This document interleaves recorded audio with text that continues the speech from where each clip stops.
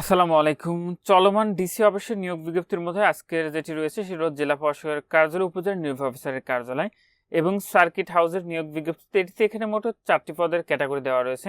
একইভাবে যেহেতু ডিসি অফিসের নিয়োগ বিজ্ঞপ্তি প্রকাশিত হয়েছে, এটি একটি সম্পূর্ণ সরকারি চাকরির নিয়োগ বিজ্ঞপ্তি। এটিতে আপনারা শুধুমাত্র একটি জেলার প্রার্থীরাই আবেদনটি করতে পারবেন। পুরুষ ও মহিলা উভয় প্রার্থী আবেদন করতে পারবেন অষ্টম এবং এসএসসি পাশে। তো চলুন দেখে নেওয়া যাক এটিতে কি কি পদ রয়েছে, আর সম্পূর্ণ ভিডিওটি যদি আপনি দেখেন সেক্ষেত্রে কি কি পদ রয়েছে, কোন পদে কত বেতন রয়েছে, পদের সংখ্যা, শিক্ষাগত যোগ্যতার বিস্তারিত, পরীক্ষা কত অনুষ্ঠিত হবে ইত্যাদি সম্পূর্ণটি কিন্তু আপনি জানতে পারবেন। তো 1 নম্বর পদটি রয়েছে অফিস সহায়ক, গ্রেড 20, বেতন স্কেল রয়েছে 8,250 টাকা থেকে 20,010 টাকা, পদের সংখ্যা রয়েছে 8টি। 2 নম্বর পদ হচ্ছে নিরাপত্তা প্রহরী, পদের সংখ্যা রয়েছে 3টি। 3 নম্বর পদ হচ্ছে পরিচ্ছন্নতা কর্মী, পদের সংখ্যা রয়েছে 5টি। এবং 4 নম্বর পদ হচ্ছে বেয়ারার সার্কিট হাউসের জন্য, এটিতে পদের সংখ্যা রয়েছে 2টি। তো সব কয়টি পদেরই গ্রেড হলো 20 এবং বেতন স্কেলটি রয়েছে একই, সেটি হলো 8,250 টাকা থেকে 20,010 টাকা। তো নিয়োগ বিজ্ঞপ্তিটি ছিল জেলা প্রশাসকের কার্যালয়, মাদারীপুর এবং উপজেলা নির্বাহী অফিসারের কার্যালয় এবং সার্কিট হাউসে। তো আবেদনের ক্ষেত্রে একইভাবে যে বয়সটা আপনাদের নির্ধারণ করা হয়েছে সেটা হলো 1 মার্চ 2024 তারিখে সর্বনিম্ন 18 বছর এবং সর্বোচ্চ যদি আপনার 32 বছর হয় সেক্ষেত্রে এটিতে আবেদনটি করতে পারবেন। এবং বিবাহিত মহিলা প্রার্থীর ক্ষেত্রে স্বামীর স্থায়ী ঠিকানা আপনাকে অবশ্যই উল্লেখ করতে হবে।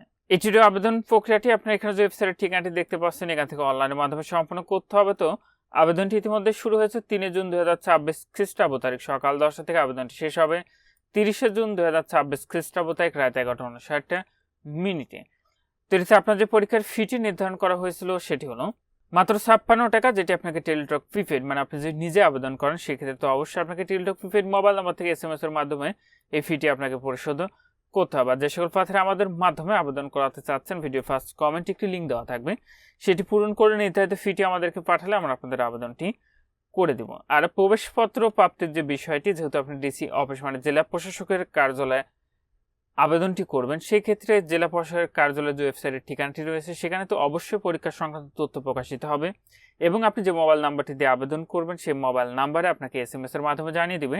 তখন আপনি নির্ধারিত ওয়েবসাইটে প্রবেশ করে খুব সহজে আপনাদের প্রবেশপত্রটি ডাউনলোড করে নেবেন। আর প্রবেশপত্র ডাউনলোড করে সেখানে আপনি সিট প্ল্যান দেখতে পাবেন, কোথায় আপনার সিট পড়েছে, রোল নাম্বার কত ইত্যাদি বিস্তারিত সেটি প্রবেশপত্রতে আপনি পেয়ে যাবেন। তো যে সকল প্রার্থীরা আবেদনটি করবেন, আবারও বলছি, শেষ তারিখের জন্য বসে না থেকে পূর্বে নিয়োগের আবেদনটি সম্পন্ন করে নেবেন। তো নিয়োগের একাধিক পদের পরীক্ষা একই দিনে অনুষ্ঠিত হতে পারে। সেক্ষেত্রে যে সকল প্রার্থীরা একাধিক পদে আবেদন করবেন নিজ দায়িত্বে আপনারা একাধিক পদে আবেদনটি করবেন বা চেষ্টা করে দেখতে পারেন যে একাধিক পদে আবেদন করার পরে আপনার পেমেন্টটি একাধিক পদে নেয় কিনা।